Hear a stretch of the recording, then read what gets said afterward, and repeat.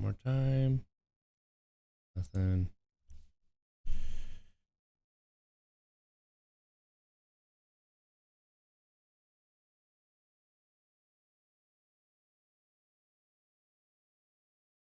I'm your special guest. That's how I will introduce it. That's a good one.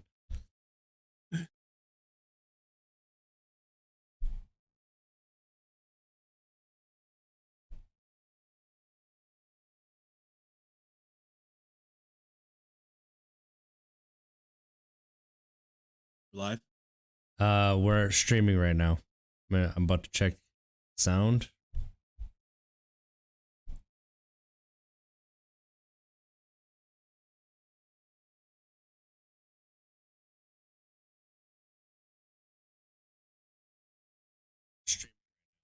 Sounds good. You say something. 1, 2, 3, 4, 5, 6, 7, 8, 9, 10, 11.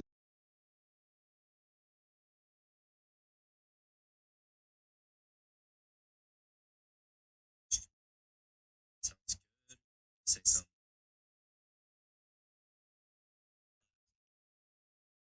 You should do karaoke on stream.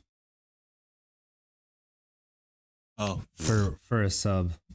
I'd freaking crush it. I'd crush it.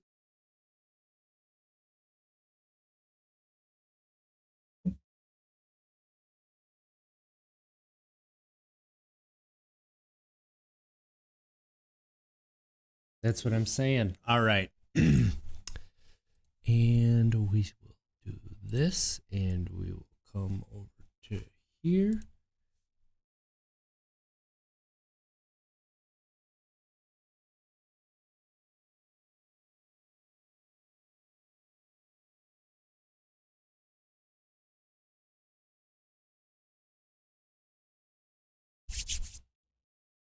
Let me know when you're ready. Ready to go. Thank you for joining some Untapped Keg. I am one of your hosts, RJ Zimmerman, here with our special guest, the big fella Monte Ball. I'm a guest. I am the special guest today, but all is well on my end. I'm actually excited to get into the conversation today, but yeah, RJ, I'll let you kind of share what the unfortunate news this morning, man. Yeah, first off, morning, Nick. Great to see you there. Yeah, so we were supposed to have a guest from the UK, and a little bit of a time difference, and just a little bit of miscommunication. So maybe she'll pop in a little bit later in the show, but she's not ready to go this morning, so we wanted to be on time, so we popped over. So if we need to, we will add her in here and have a little chat with her about her recovery.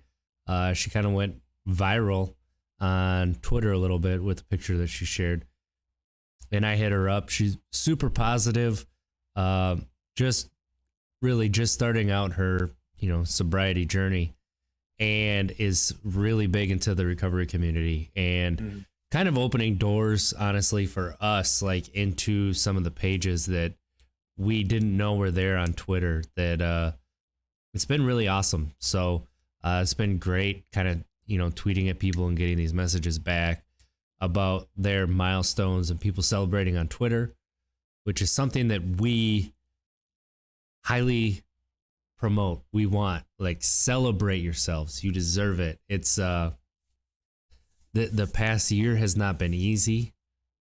It's not a time to be overly proud.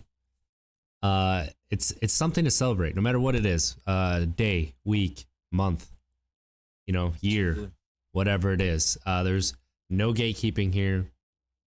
No matter what you're here for, whatever you're listening for, we love it. We love it. We want people to be healthy. You don't have to be sober, just being positive, being someone there willing to share in the positivity and make the world a better place, one person at a time. That's what we're all about. So Yeah, absolutely. And yeah, it's unfortunate that we weren't able to, you know, like you said, some wires got tangled with the communication with her, but still, we hope that she still hops on, or if not, we'll get her on our next episode. But you guys hear from from all of us here in Untapped Keg, we most definitely are going to start rolling out some guests now. We're going to have guests, possibly some mayors, who I'm in contact with here in the state of Wisconsin, to obviously some athletes who are in recovery as well. I got a list of athletes as well who I'm going to reach out to um, people in corporate America who have just started their recovery journey and who's looking for some support. We most definitely going to bring them on here as well too. So we're really going to start pushing for that and getting some other voices here on the podcast on the episode just to get some more insight as to how alcohol and or drugs are impacting others, how they've overcame that, and what they're continuously doing day in and day out to stay on their recovery journey, because it most definitely is one heck of a journey. But with that said, man, morning, uh, Lion. Before you transition, that was a really good yeah, yeah, transition. But yeah, I think that one other guest spot that we want to throw out there as well would be you in the community, right? You're along with us. You have been with us, however long you've been with us, and if you would like to be a guest and talk about your recovery journey, your sobriety, whatever you want to talk about. I mean, really, we're super casual. If you don't want to talk about your rock bottom, you don't want to talk about some of the issues that led you there, that's fine. If you just want to talk about how it's been since you've been in recovery, that is fantastic, because a lot of people, um, they think, and part of it is because of TV shows and movies, um, but they think that as soon as you get over that hump, over that initial craving, that it gets easier. But that's not always the case. I mean, it's not every day that you struggle, but there are days, there are times, there's situations where it's always gonna be a craving. And I know that, like, going on the Storm Trouble this summer and this fall, and sitting after really long, couple weeks of work, and you're hanging out with the guys, and it's like, it would be amazing to have a beer right now. Like, it would feel so good. Like that Mountain Dew just ain't hitting quite right, and that Bush Light, that might hit the spot. The only problem is that one Bush Light's gonna end up being 24 to 30. You ain't gonna remember the night, and you definitely ain't waking up for work in the morning. So mm, absolutely, yeah. It's well, as we always say, it's a journey, and a little bit about the conversation that I wanted to talk about today is, so I had a lovely conversation with West Virginia State University on Friday. I was a keynote speaker at their Health Expo event, humble brag. and right, right. But I'm so excited about that, just because it's my first HBCU school, um, and so a lot of the message that I was providing for them is obviously my journey, my message, um, how I overcame my struggles, but most importantly, like, the message that I was giving them was, they probably anticipated for me to speak about football, speak about running at Wisconsin, running with the Broncos, etc. But that's only about 5%. That was only about 5% of my message. My message to everybody, just like it was to them, is, you know, it all just revolves around the word recovery. Recovery, recovering from what? Recovering from a drug, recovering from um, any sort of abuse, recovering from losing a job, recovering from the loss of a family member, recovering from, I mean, you get the picture. You get where I'm going with this. So the thought of recovery is not, when people think about it, it's not just recovering from a substance. Recovery is, how are you overcoming a significant adverse situation in your life, that essentially is affecting you every single day. How are you overcoming that? What are you doing to overcome that? And so my message to them, and my message to everybody here as well, is, and obviously I'm going to condense it here, but it's, you have to make you have to make the decision. You have to make the decision. You have to make the decision to either want to do better for yourself, or, and I don't want this to sound mundane, or not necessarily mundane, but just morbid in a sense, either do better for yourself to live a greater life, or, wither away. Let the thing that's really causing you a significant amount of stress continuously eat away at you. And again, it's not an overnight thing. I'm not expecting for someone to just hop out of bed the next morning and say, "Yeah, he's right." You know what I mean? Light switch. I'm ready to Mm-hmm. go and change my life around. But at the end of the day, it all comes down to you making that decision. Period. That's just what it is. Do you want to recover? Do you want to recover? You can read the pamphlets, you can read the education, you can go to AA, do all that you want to do, but at your core, in your heart, do you want to recover? So you have to make the decision. And that is really what my message was to these athletes who I was speaking about, because life is not just about a sport. That sport can be a part of your life and get you to places that you never thought that you would get to in your life, but that is not your life. My talk, my conversation is about how are we bettering ourselves in life. The head coach for the football team was in attendance. I had a lovely conversation with him in front of everybody. I said, I hope that coaches around the country start to really understand that they're teachers. You guys are not just coaching them how to dribble a basketball, or how to hit the ball, or how to catch the ball, or how to run with the football, or what have you. You're teaching young men and women how to be fathers, how to be husbands, how to be wives, how to be mothers, how to be just a wholesome individual who, whatever it is that they're going to learn in their sport, essentially that's what they're going to be doing at home as well too. Teach them the ins and outs of being a good person, having, increasing their emotional intelligence, which, yeah, it's not a light switch, but just bring that conversation up just so that people can just grow. And that's just really what it's all about. That's what life is all about. We all are sitting here yearning and searching for solutions. That's just the light of our existence. We want to learn. We want to figure things out. We want to better next year. We want to better tomorrow. Well, I just challenge everybody to make the decision. Period. Absolutely. I mean, that's a really good point that a lot of the time it's all about the W, even at the high school level, even at the grade school level. And you're not teaching people how to uh, honestly deal with your negative emotions from a loss, or use it to make yourself better, or, Yep. um, win with grace. You're not necessarily teaching that either. Like, uh, I think that's lost on a lot of coaches, just the impact that you have in children, not just children's, young people's lives. Like, you're teaching them how to make their society better. Like, whether you want to or not, that's a job that you signed up for. So Right. I'm glad you had that conversation and you brought that up, because that's something that's not brought up a lot, and it needs to be. It needs to be addressed at certain college campuses, and we know which ones I'm talking about for sure. Absolutely. Um, Absolutely. 100%. yeah, sounds like an amazing speech. I mean, I think that that's something that pretty much everybody can relate to. Is everybody has this weight on them. It's whether what that weight is, and whether you can let it go and start to get away from it a little bit more at a time. It's almost like a rubber band where it keeps pulling you back to the same spot, and you get a couple steps further and further, and it'll pull you back.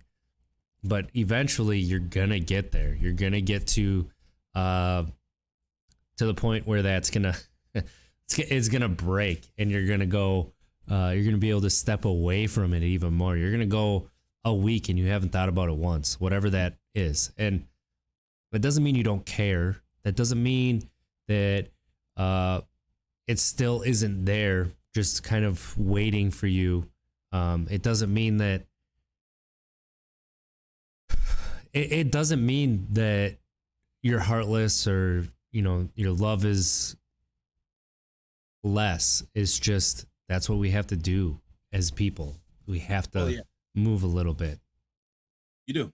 And that was the message. The message is a lot of our confusion, a lot of our stress comes from the inability to make a decision.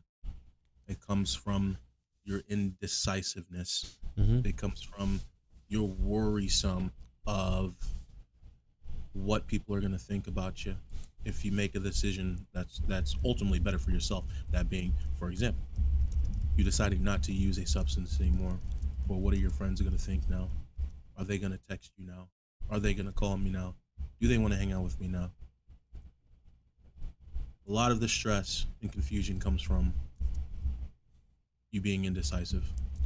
And that's just really what it boils down to. So the conversation here is whatever that weight is that's weighing you down, whatever is causing that. Maybe having problems with a loved one, a coach, teacher, whatever that may be. We're all Job, coworker, anything. It all boils down to that stress. Obviously, the initial stress is coming from, cause and effect. Okay, something happened that upset me. But you continuously allowing for that to stress you out, that's just coming from the lack of the inability to make a decision. If that coworker is really stressing you out, talk to him. Talk to him.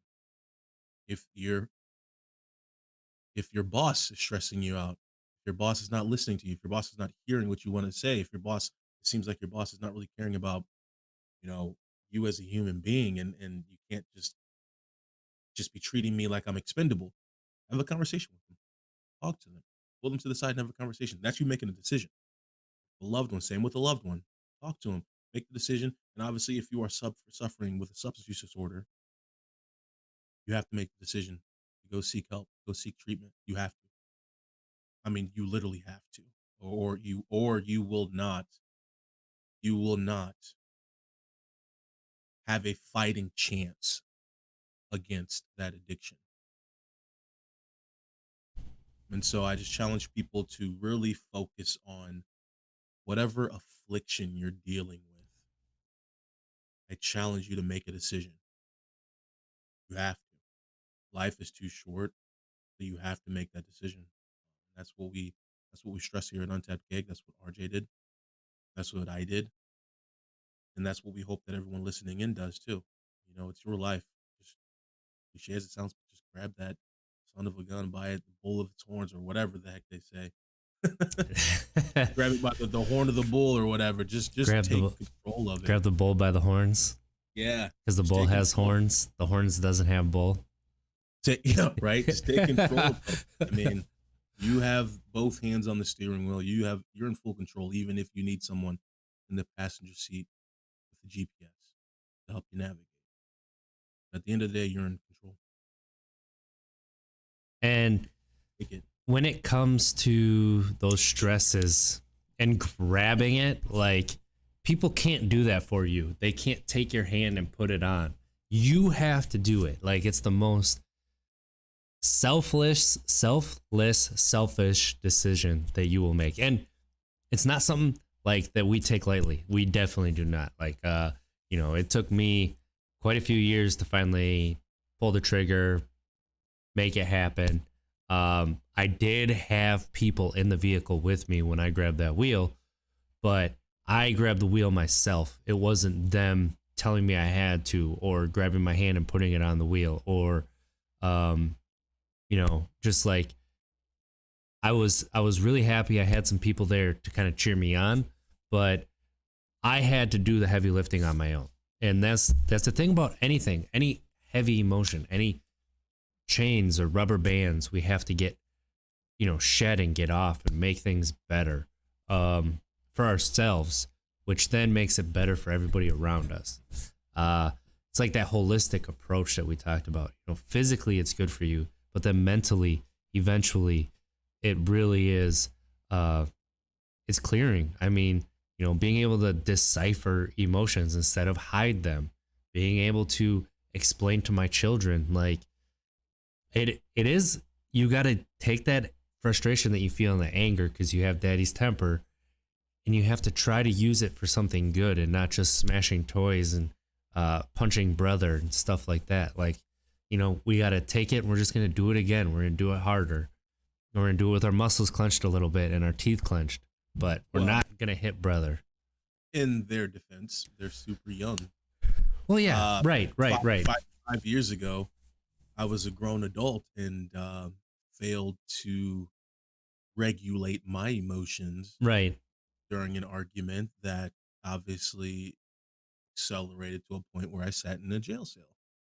So example there is that as adults still struggle Oh, with for how to sure. regulate our emotions. But like, if I was still drinking and hiding that, I would just be like, whatever. True. That's fine. It is what it is. Like, you True. got daddy's temper. We're gonna have to figure that out at some point. But, Very true. um, I being think trying to work through my own frustrations and my own emotions, I can kind of explain to him now what he's got going on, and that's gonna help him later on. yep.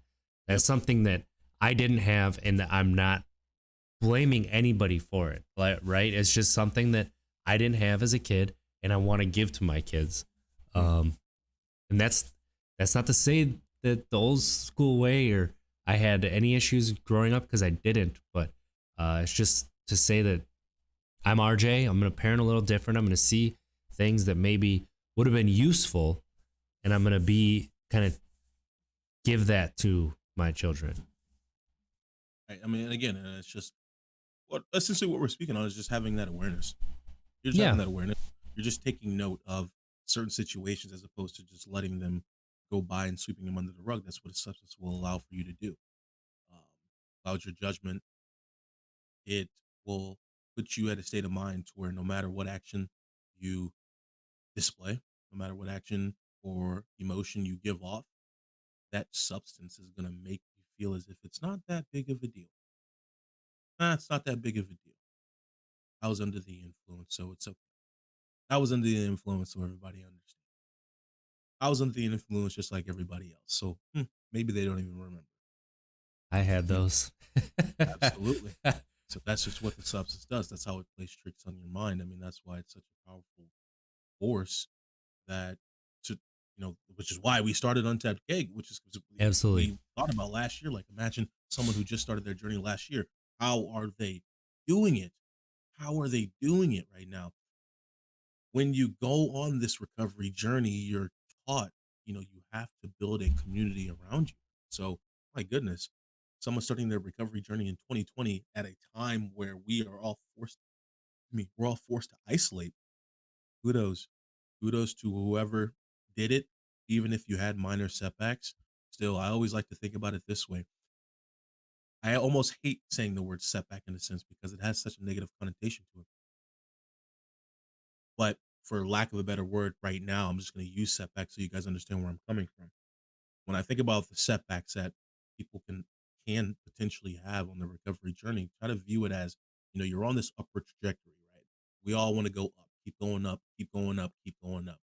Don't necessarily view a setback as you plummeting, um, no longer having that spike in that upward trajectory, it now going towards, going south. Now, I kind of like to view it as it just plateauing for a bit, just plateau. Yeah. You're going in the upward trajectory. You have some sort of minor setback. You just plateau. You didn't necessarily take a step back. You just plateaued.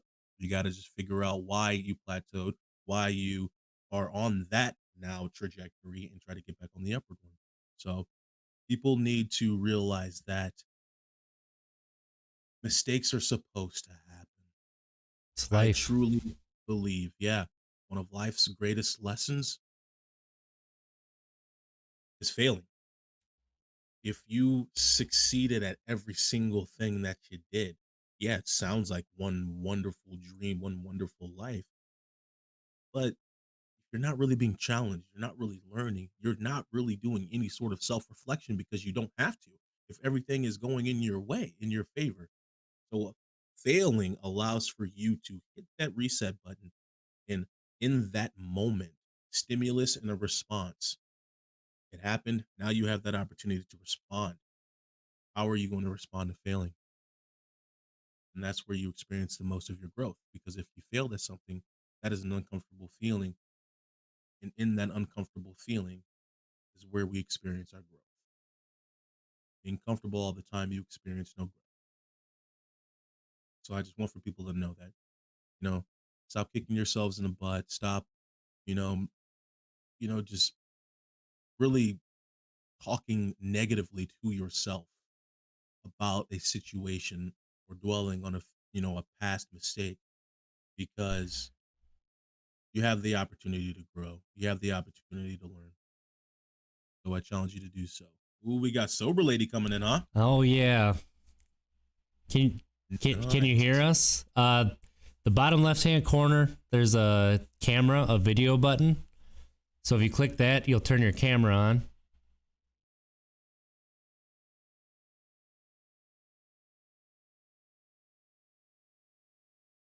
Let me see. I should be able to. Oh, that's.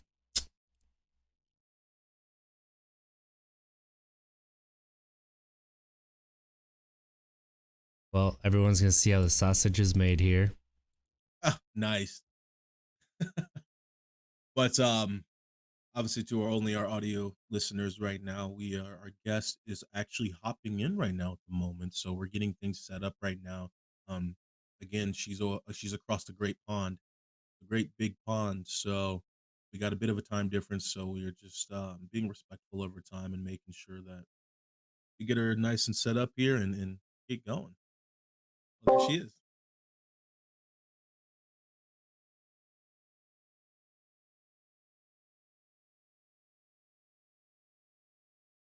Hi.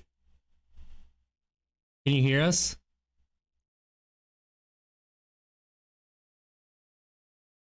Let's see here. So, Hi. oh,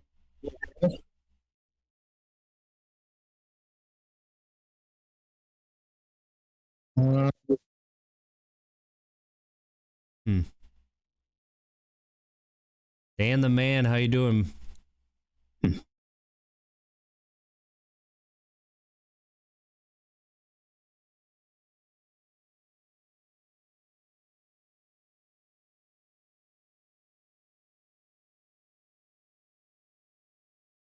Yeah, I'm gonna stream later today.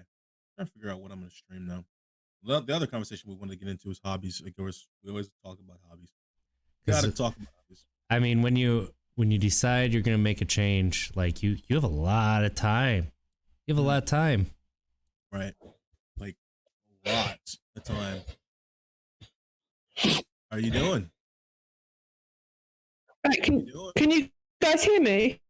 Yep. Yep, I can hear you. Can you hear me? Yeah, we can hear you. Yes. Yep. Yay! You can hear me. Yeah. Oh, thank God for that. Sorry, I'm late. That's all right. Okay, it's most definitely okay. We appreciate you hopping on. I mean, it's my goodness, this is awesome. Thanks This for is being really- here. Guys, how are you guys doing? We're good. We're good. How are you? Were you Oh. able to figure out Discord? I know sometimes it can be a little confusing. Yep, not bad. Perfect. I'm in. You can see me. You can Yep. hear me. Hopefully Yep. that's good enough. I have 3 Labradors around me, so they might start barking, so I apologise. I got 2 kids running around, so every once in a while you might see them run in the back. You see me push their head out of the frame. Perfect. This is awesome. That's cool. So I'm RJ. Nice to meet. I'm Monte. Nice to meet you. Hey, Very and I'm Sober Lady, or Nikki. Perfect. So Nikki, being in the UK, you went viral with your tweet about being 7 months sober, and we've been doing this podcast about our sobriety and recovery journey, and obviously we call it a journey because it's not like it's ever over. You're constantly on it, and I saw that and it was awesome. Like I really appreciated it. I really appreciated your vulnerability, so I reached out and you graciously accepted to come on the show with us. So you got to go on the radio on BBC 5. What was that like? Was that an experience? I'd never done anything like that before. The first time I'd spoken on anything like this was on Zoom for AA meetings and anything like that. And it is a weird experience. So to go live on the BBC, that was a bit mind blowing, really. So, and also I didn't want to say anything that would offend people. So having that in my mind to think about what I was saying as well, that was a bit stressful. But I think I did okay. Well, I'm glad you sent me the link because I caught it live and you did great. Like I said, you covered a lot of ground in there too, and it was really heartwarming for me because you echoed a lot of the same sentiments that we echo here. So, Mons has been sober for 5 years, and did you do a couple AA meetings, Mons? I did. Yeah. Thank you, Nikki. But yeah, I did. I most definitely did. And the thing is, the beauty about, as we all know now, the recovery journey is there are a million ways up the hill. There's no Yeah. cookie cutter path for somebody in order to get to their recovery journey or what have you. So for me, I say that because I've only been in a few AA meetings. For me, what really, really helped me out was therapy sessions, one-on-one therapy, just one-on-one, diving deep with my therapist really got me to the point where I'm at today. So my question for you, sober lady Nikki, is what was the one thing or maybe a few things that really, really, really helped you to get to where you're at today? What is something that you really leaned on, that being either AA or therapy or both or a good friend, etc. I really want to know that.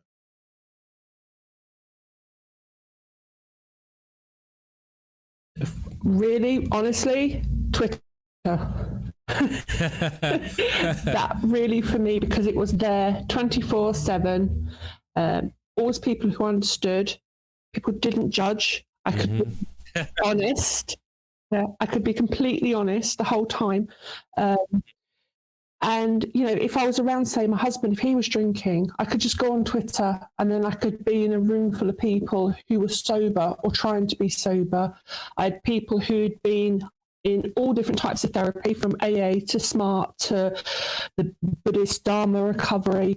Everyone had something, they had some experience that I could take from.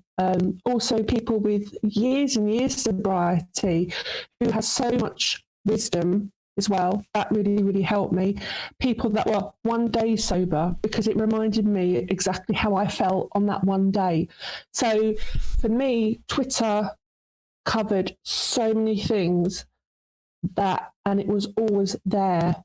And I definitely wanted to cover myself in recovery the whole time, completely immerse myself in it. So that was there for me.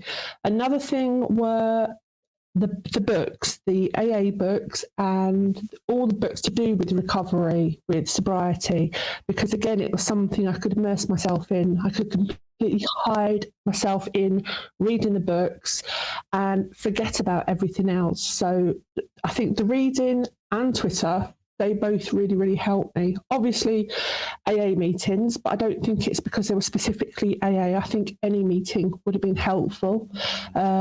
I cried my way through the first month, I think, of meetings because of the shame, the guilt, the embarrassment, just everything. It was just, but people didn't. Again, same as Twitter, people didn't judge me. And we all know how embarrassing it is and the messes that we've got ourselves into. So yeah, I think number one for me is definitely Twitter, which is why I think I decided to put my picture on Paul, that this is how bad I looked and this is how bad maybe you're looking and you can't quite see it.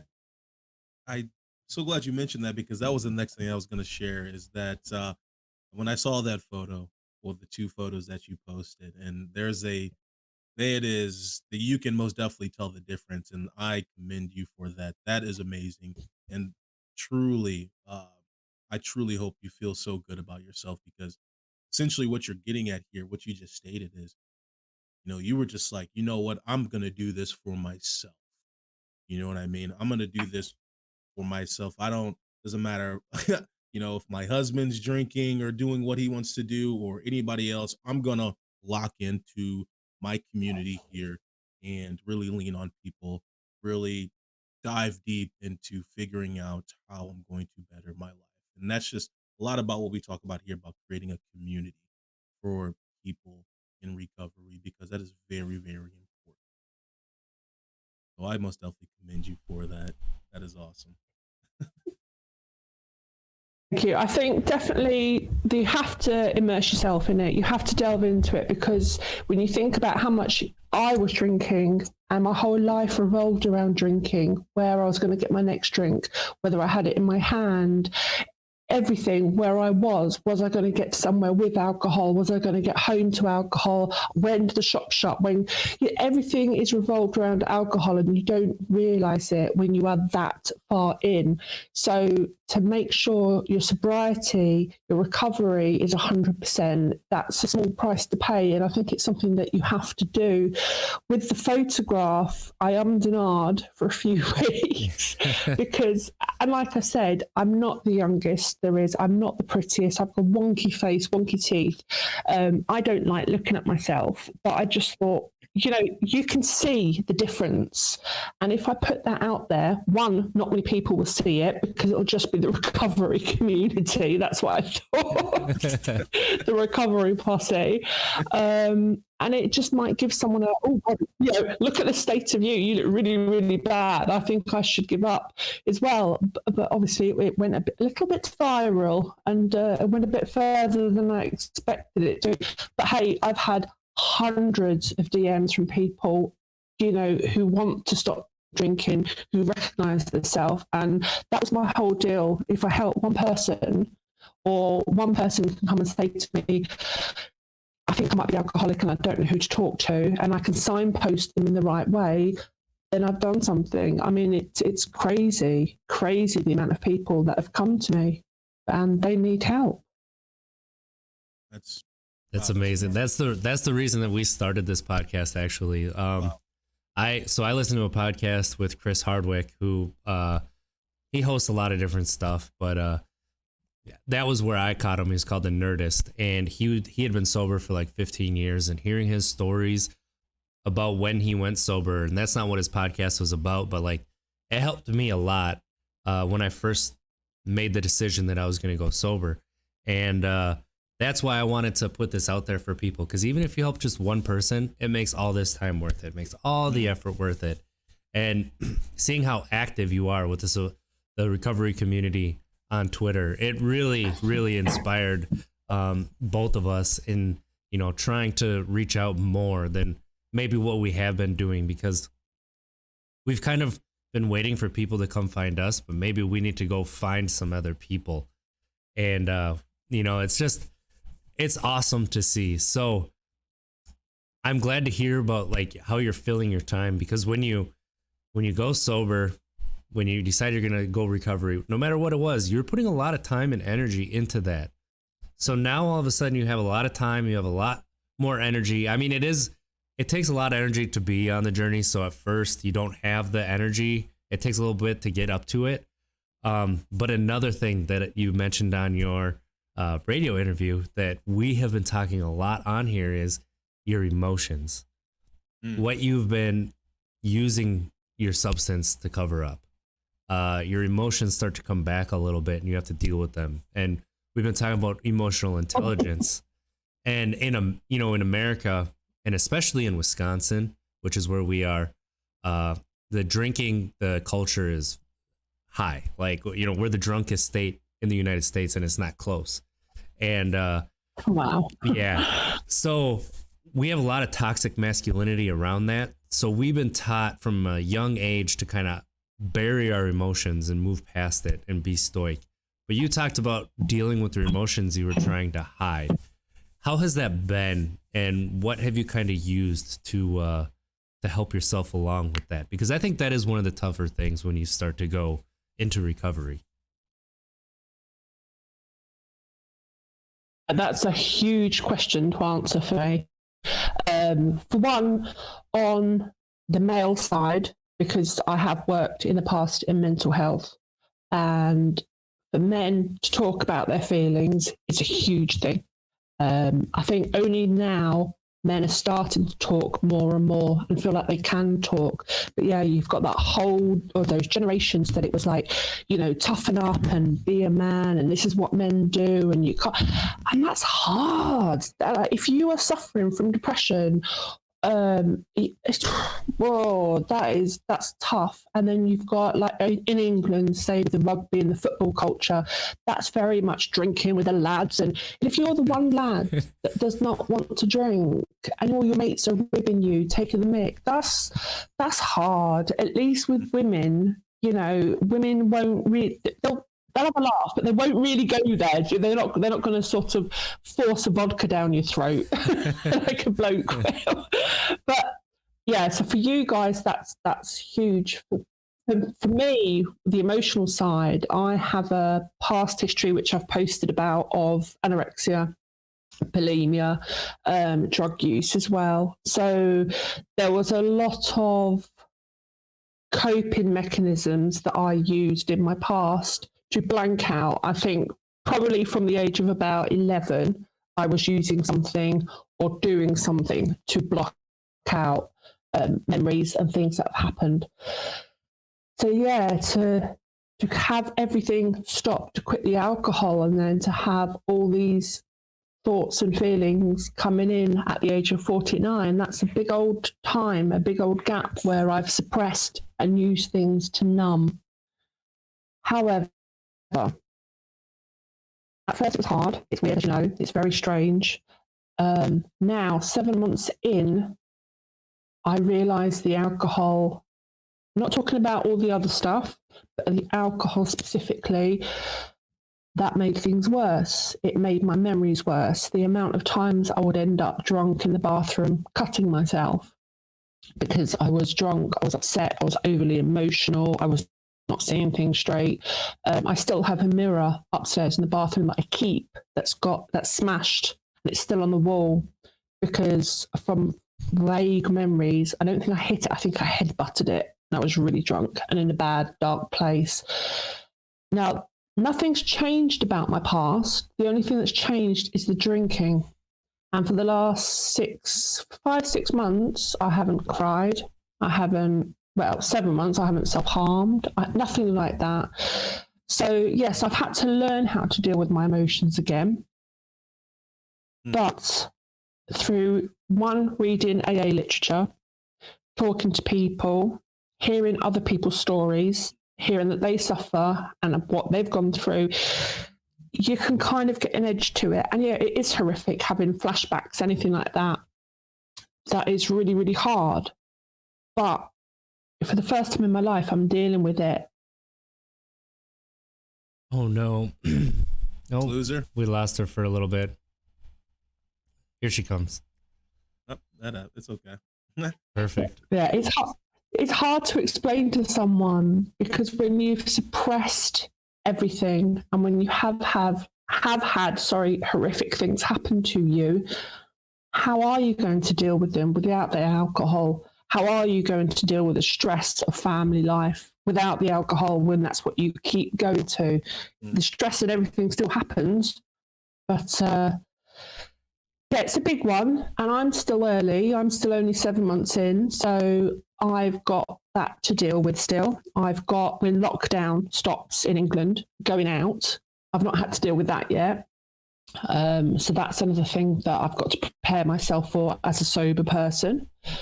We have lots of barbecues in our house. That's a big, big thing, and there's always been loads of drink around it. So what's going to happen in the summer? You know, we're still going to have barbecues. It's just me and I'm going to be the sober one. So it's dealing with that. But then dealing with those types of things. The barbecues used to end up in big fights, big arguments, because I was get better. Do we keep popping in and out? Yeah. No, it's okay. I mean, we still heard you there too, and then it's so awesome to hear exactly. That's fine. Don't worry. What you just said, because that's what a lot about what we talk about here is people who just started their recovery journey, you have those thoughts of, okay, how are my friends going to look at me now? Are they going to call me? Are they going to text me? Do they want to hang out with me now because I'm not going to drink or use? Um, so those are all thoughts that we all have to deal with. And the conversation here in Untapped Keg is we tell people at the end of the day, and pat on your back, Nikki, sober lady, for getting to that point. But what we talk about is you just got to do it for yourself. It's what you deserve. It's what you deserve, period. And everybody else around you is going to reap the benefits of a sober you. Um, and so when you have the thoughts about, what are they going to think? Am I going to be judged now because I don't want to use? It's at the end of the day, you made a decision for yourself. If somebody doesn't like you for that, maybe that's not somebody you need around you. Literally what we talk about all the time. So that I'm so glad you shared No, that. I mean, for myself, yeah, I mean, I'm always been the party girl. I've always been the loud party girl, groups of people around her and having a good time and making everyone laugh. And I'm still that person, even without the alcohol. And also what I found is a lot of my friends didn't realize I was actually an alcoholic. They just thought we thought you were a heavy drinking it, that's all. So when they all found out and I told them that, no, I'm really having issues with alcohol here, then it changes things because they see the party girl, they see the fun, they don't see the trauma and the drama and the upset and the guilt that at home it causes, or if at work, if it's affecting your work or something, they don't see that. They just see the party person. And yeah, there's a lot bigger picture. There's a lot more things, it's your kids. I've got kids. I've got two 11-year-old twin girls. I don't want them to see a drunk mum. Mm. It's not very party girl when they're looking at a drunk mum. It's not nice. Yeah, that is now they get the benefits of mom being there and together the whole time, right? So that's awesome.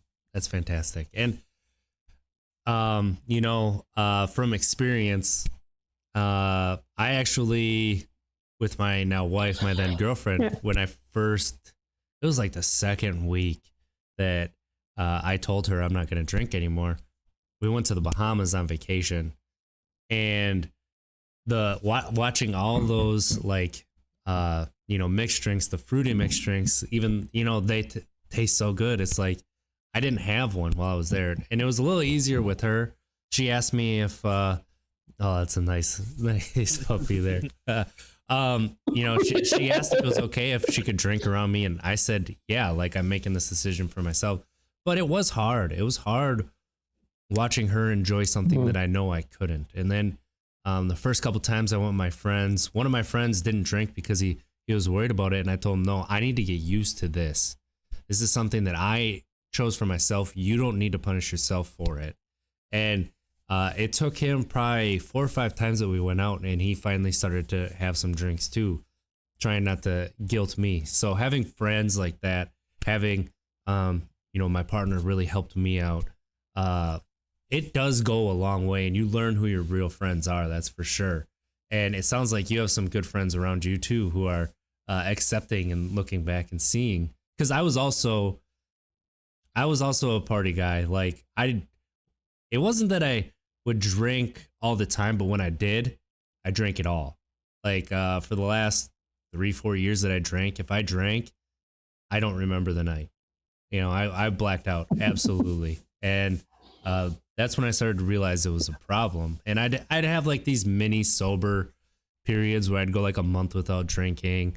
I'd go, a few weeks, because I knew that if I would start drinking, it was going to end up being a lot. And then my first 2-day hangover, supposed to do something with my girlfriend, it was my wife now, and I'm back in my hometown, and I'm so hungover, couldn't get off the couch. I couldn't drink any water, couldn't drink anything. I was throwing up till 2 in the next morning.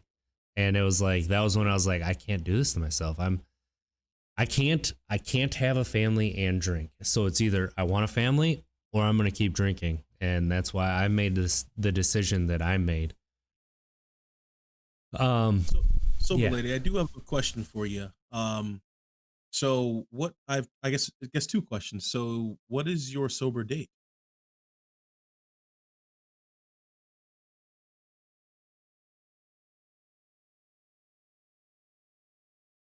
Of the 7th last year. Okay. So on the 26th of each month, that I will be a month sober more. So yeah, 26, That's awesome. 26th of the 7th, 2000, mid lockdown. Right. And so then my next Which is a question, heck of a time to start. right? Yeah. My next question to you. So Yeah. why Yeah. why that day? Why that day? What was different? What did you feel that Oh, morning? Why is that the day? I was during that time.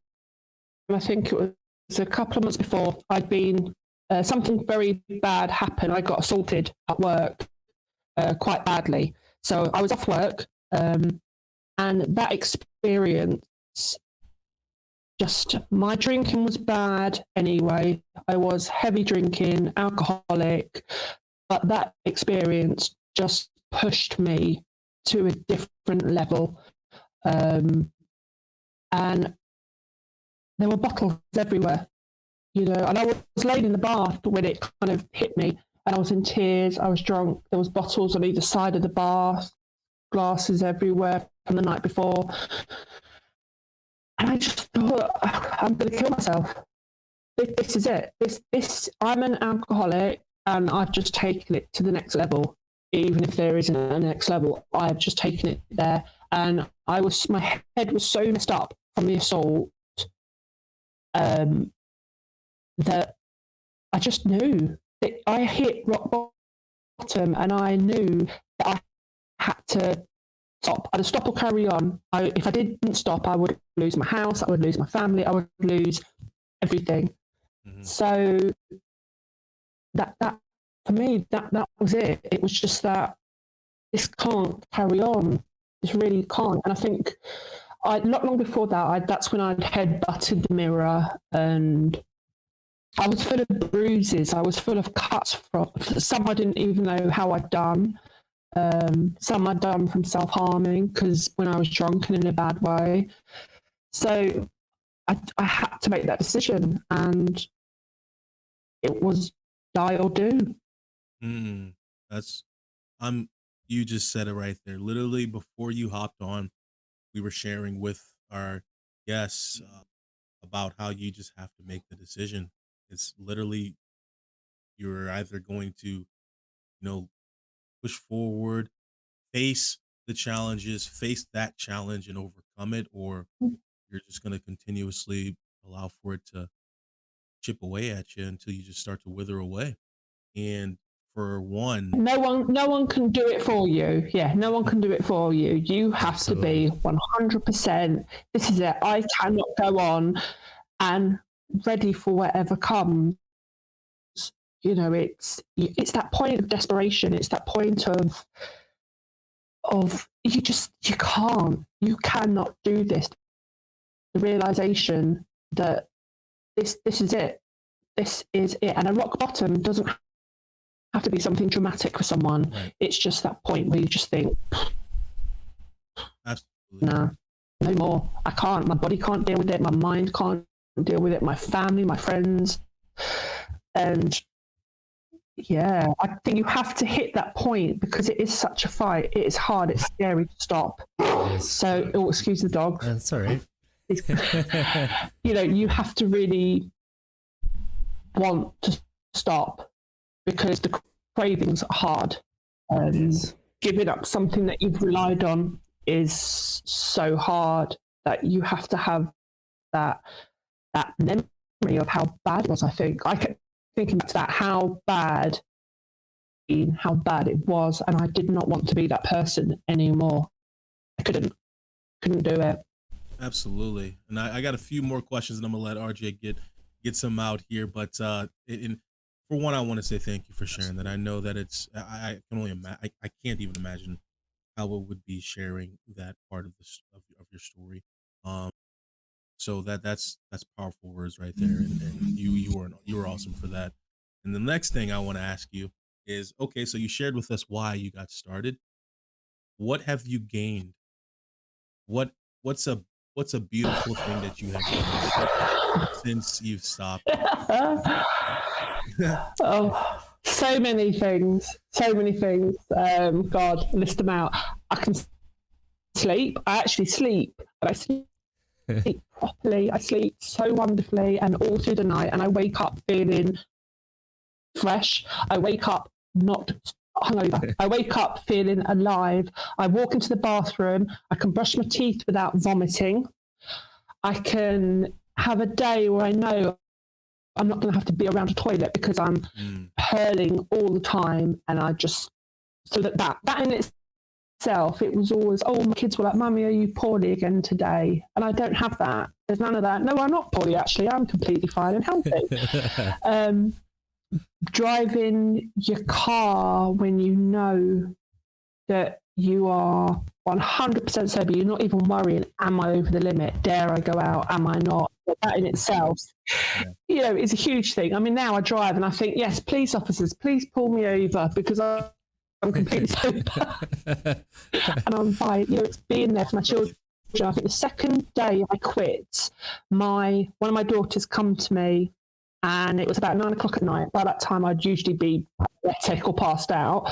And she said, Mummy, come and look at the back of the house. It's a beautiful sunset.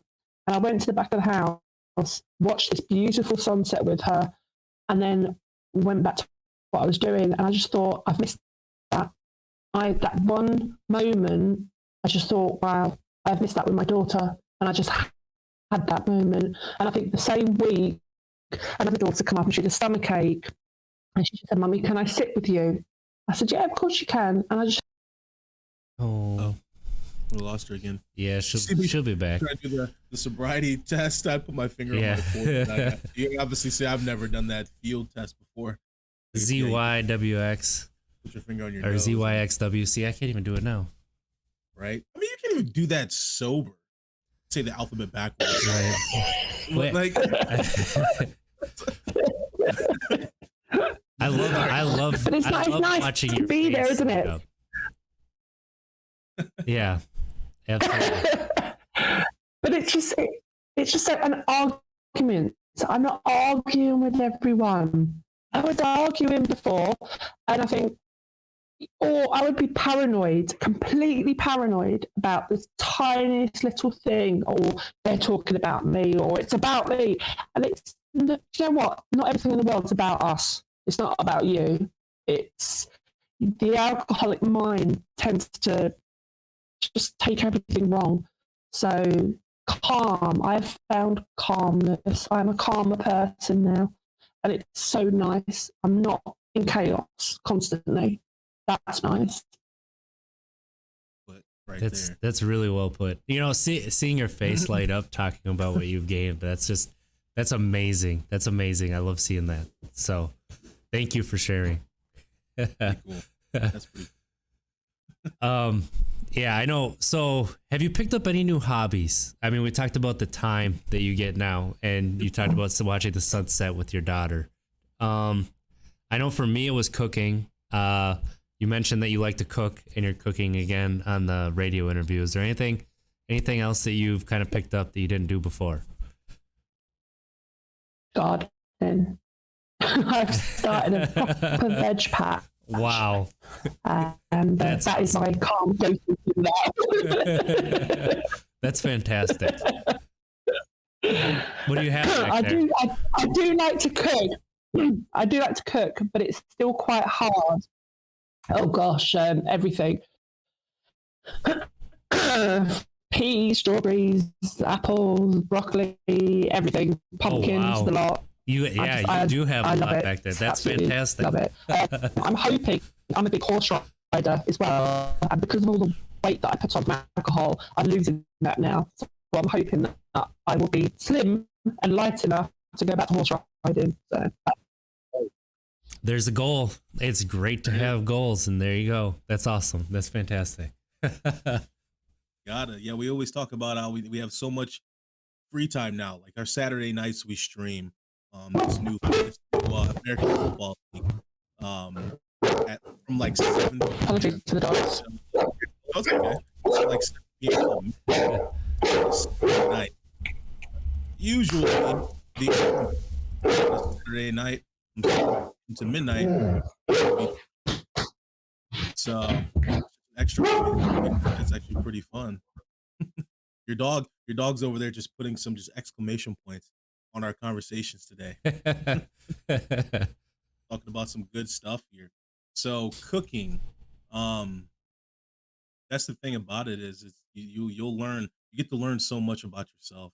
You really, really do. It's like you have more one-on-one time with yourself.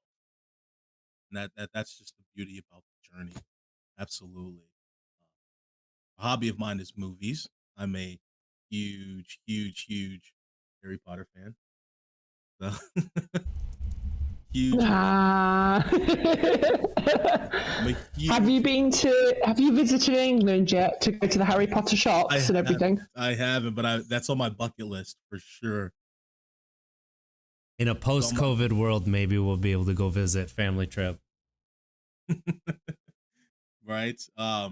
I mean, I really don't have any more questions, RJ. I mean, Where are you at in England, if you don't mind sharing? County, Nottinghamshire. Okay. yeah. I live just around the corner from the big oak tree.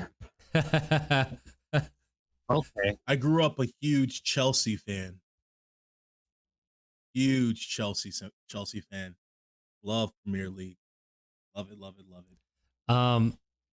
Yeah, is there anything? Okay, yeah, that's no.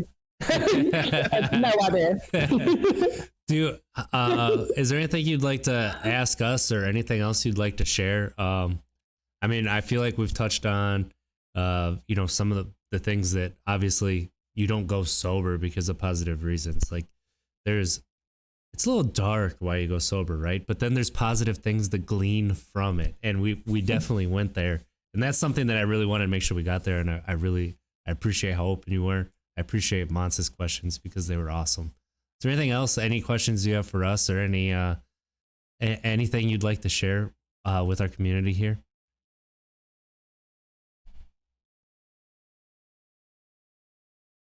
I think really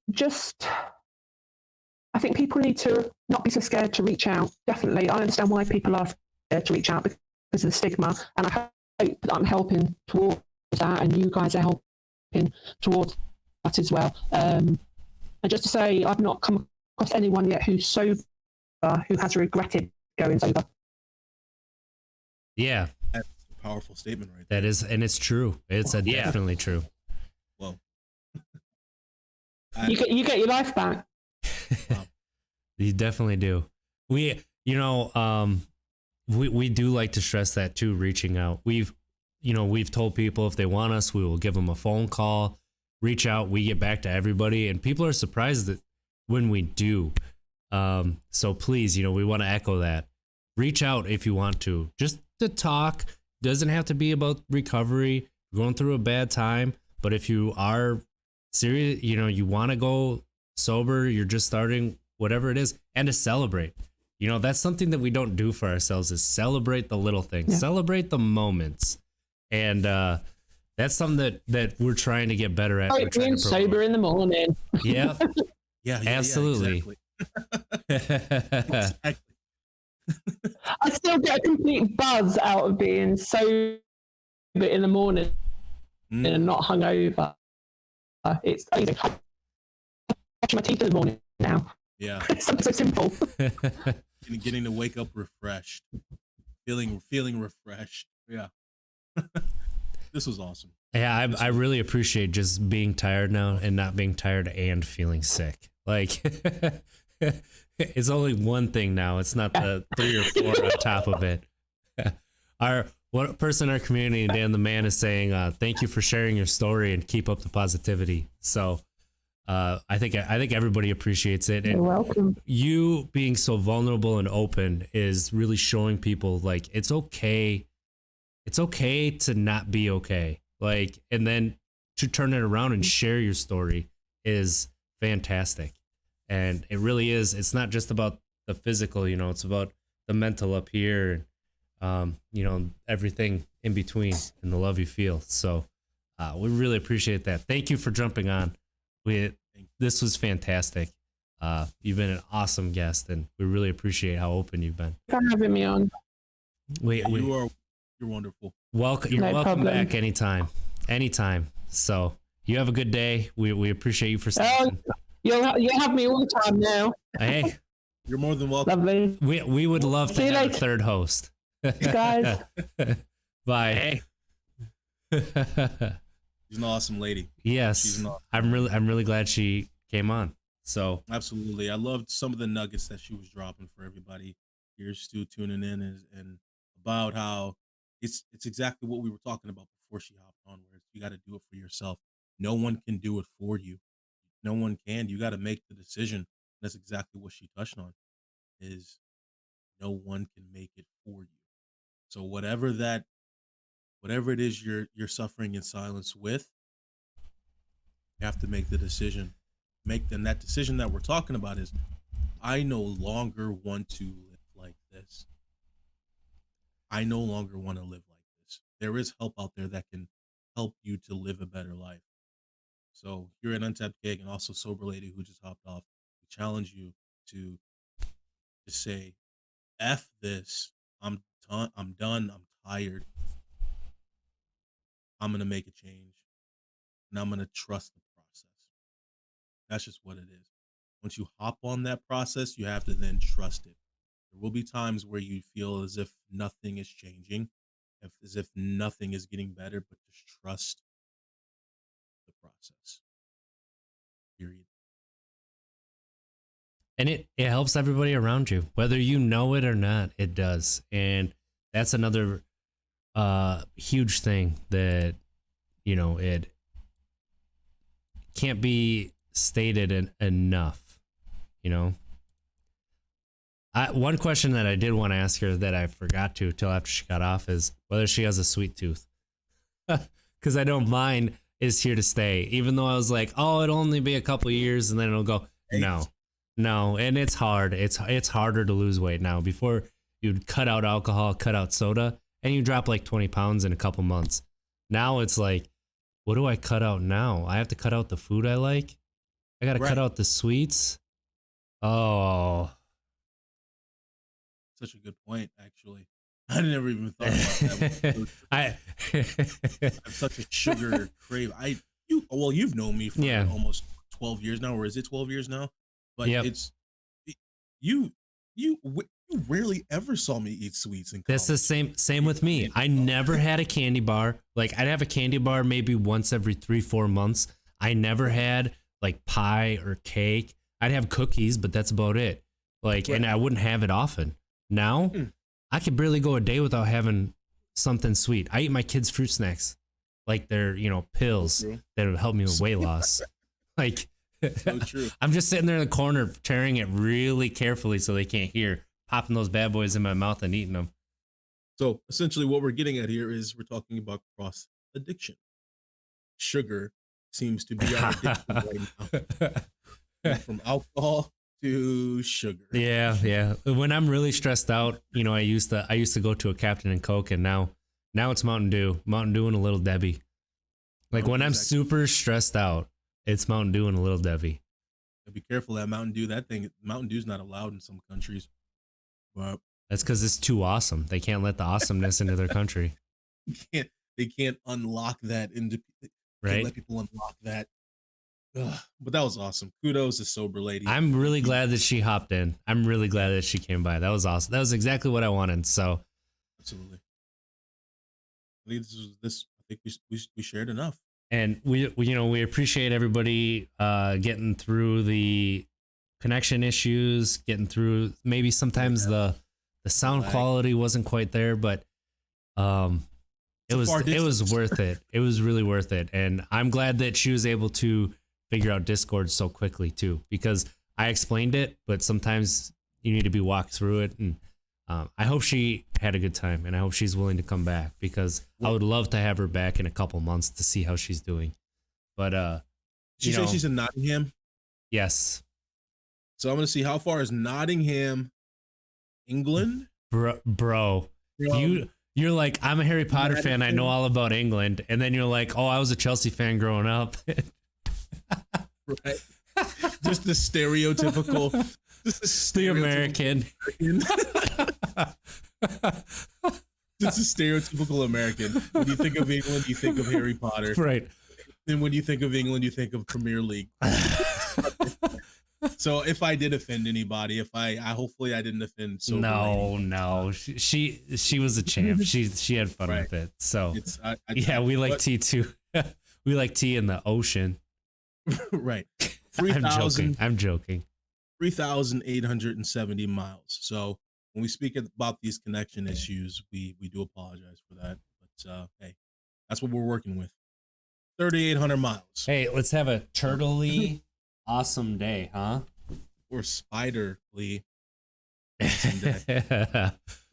Awesome. I hope she respected how casual we keep it too. So we're not quite at that professional level yet. So it's good to be where we are. And Indeed. Dude, you came with the questions. That was awesome. Indeed. Same for you. But that was good. I think that's a good point. Good spot to end. We touched on some topics at the beginning, and then she came in at the right time, actually, and just kept the perfect time. Yeah. Touched on exactly what we were talking about, like. Yeah, and again, just we hope that you guys just bear through the maybe a little bit crackly sound quality there, but again, we're dealing with 4,000 miles in distance. So we did the best that we could, but I think that she delivered an awesome message. And I Absolutely. loved what she said at the end, which is, I've never met somebody who is sober who regrets going sober. Or we can even rephrase that, which we don't even have to. I loved that message. But even for those who may not have suffered with a substance use disorder, someone who has recovered from any sort of affliction that they were dealing with, you've never met somebody who has recovered from it and regrets their recovery. So we just challenge you guys to make the decision. Say, you know what, this is my life. I'm going to do it. I don't care what he thinks. I don't care what she thinks. I don't care what they think. I'm doing it for myself because I'm who matters. And you're worth it. You're worth it. So let's give the shout out to Abbott Costello, A10, Bing Cortana, Commander Root, Dan the Man, Electrical Longboard, Knee Brace Radio, Nick, what's up? Lion at Heart, we appreciate you coming back, my man. Mordhow30 and Violets_TV. Thank you for checking us out. Thanks for sitting in the chat. Thank you, everybody, for stopping by. And, we really hope you enjoyed the episode. It was fantastic of her to jump on. She said she's never really done this besides AA meetings. And the virtual AA meetings honestly have been a godsend for a lot of people. So even if you're not sober and you just want to talk to a group of people because you miss a connection, like Nikki said, this is a non-judgmental community. We're all in the clearest of glass houses. We will not throw stones. we are not going to throw stones at all. Like, everybody's welcome. We're here to grow. We're here to be positive. And we want everybody to be happy. We want to help make this world a better place. And it starts with us, and then we can take it out there. So yeah. Find us at Untapped Keg everywhere, all social medias. Monte is at MonteBall28 on Twitter. Is that also your Instagram? My Instagram is Monteball. There you go. I'm at It's Trickster on Twitter. The ITZ, the I in Trickster is a 1. You can catch us probably streaming some video games maybe a little bit later if I can talk my wife into it, allowing me to. Gonna be. And what are you gonna be streaming? I'm not sure yet. Let me think. I have not, even though I bought it, it's been like a week and I have yet to play it, but the fear, what's that fear game, RJ? The Layers of Fear. Layers of Fear. There it is. May stream that a bit. But I'm really feeling some Madden today though. Sundays, just because of football feeling, You know, I think I'm going to be streaming a lot of Madden today. But lastly, guys, please make sure that we have a Discord community as well. So please, if you do have Discord, you are more than welcome to hop into our actual community where you can just have conversations with people. And reach please out, share, guys. DMs. We love hearing from you. We will get back to you. If you have if you want to celebrate, you know, send us how you want us to help you celebrate. We'll be there for you. Yeah. Absolutely. So Celebrating we've called community members to celebrate with them, and you know, it's a lot of fun. It is a lot of fun. So let us know what we can do to help you feel better. And that helps us feel better too. So you're also helping us. So it's not just us being selfless, it's us being selfish a little bit too. But indeed. Have a great day, everybody. I think we might take this into a raid. No. You didn't say the saying. You didn't say the saying. Oh, I did not say the saying. I did not. So let's try to be better tomorrow than we were today, because at least if we don't make it, we tried. Have a great week, everybody. We love you.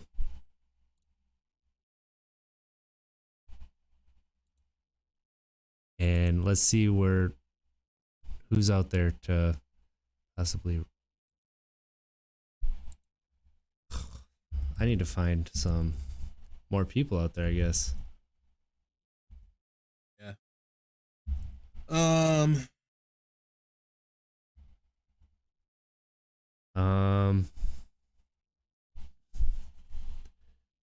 Let's see here. Is Nick is usually the one who throws it at us. Lion, you gonna start streaming soon? We'll raid your channel.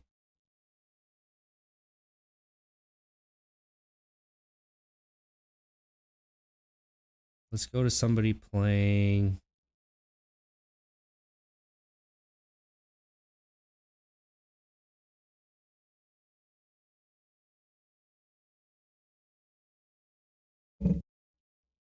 Oh, and I'm gonna do some karaoke nights on here. you should. Sing a lot of Tenacious D songs too. No, that's not. Yep. I'm not talking to you. Oh. Dude, I totally miss you all the time. Okay, we're just. Yeah, just end it. Yeah, everybody, you have a good day. Appreciate you, Lion. We'll talk to you later.